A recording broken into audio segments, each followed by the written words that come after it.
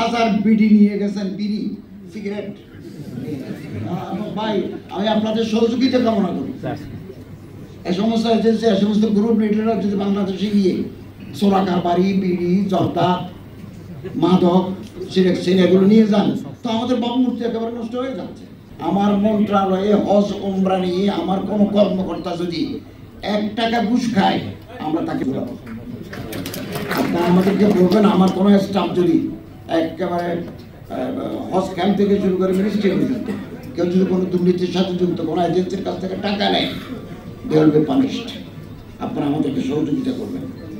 2, এবারে গেল হজে জর্দা নিয়ে গেছেন এজেন্সি, ঢাকা বিমানবন্দরের ওই স্ক্যানারকে ফাঁকি দিয়ে অথবা ইনকানামেন্স উদ্যোগ করাপ্ট অফিসিয়ালস তারা জর্দা, তামাক সৌদি আরবে নিয়ে গেছেন, জর্দা বিমানবন্দরে ধরা পড়ছে।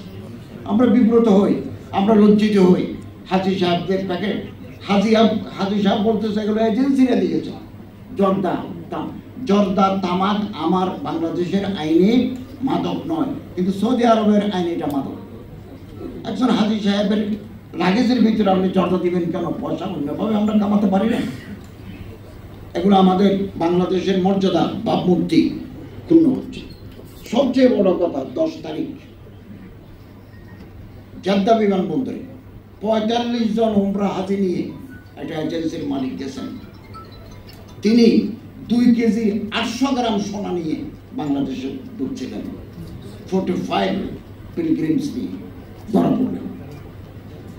ধরা পড়লেন। মুহূর্তের ভিতরে বাংলাদেশ সরকারের সাথে যোগাযোগ, যে তোমার হাজি, তোমার এজেন্সি 2 কেজি 800 গ্রাম সোনা নিয়ে জেদ্দা বিমানবন্দরে ধরা পড়ছে। এইটা গ্রুপ লিডার ধরা পড়ছে। তারপরে আমাদের লোক গেল, আমরা ট্রান্সলেটর পাঠালাম, মাহমুদ ভাইকে পাঠালাম। তারপর তার ফিঙ্গার যখন নেওয়া গেল, তিনি আগে জর্দা নিয়ে গেছেন, তিনি এর আগে এই ঘুমের ওষুধ সিলেকশন, রিবুট্রিন যেগুলো বেশি খেলে মাদকের কাজ করে নিয়ে গেছেন। 3000 বিড়ি নিয়ে গেছেন, বিড়ি সিগারেট। ভাই আমি আপনাদের সহযোগিতা কামনা করি। এই সমস্ত এজেন্সি, এই সমস্ত গ্রুপ লিডাররা যদি বাংলাদেশে গিয়ে চোরাকারবারি, বিড়ি, জর্দা, মাদক, সিলেকশন এগুলো নিয়ে যান, তো আমাদের ভাবমূর্তি একেবারে নষ্ট হয়ে যাচ্ছে। আর তো এটা তো সৌদি আইনে হবে, এটা সৌদি গভর্নমেন্ট আইন, কিন্তু আমাদের ভাবমূর্তি নষ্ট হচ্ছে। অনেক সময় হাজির প্যাকেটের ভিতরে এগুলো থাকে, আমাদের মশলা কাঁদিয়ে আনতে হয়। আর এগুলো আপনারা সহযোগিতা করবেন।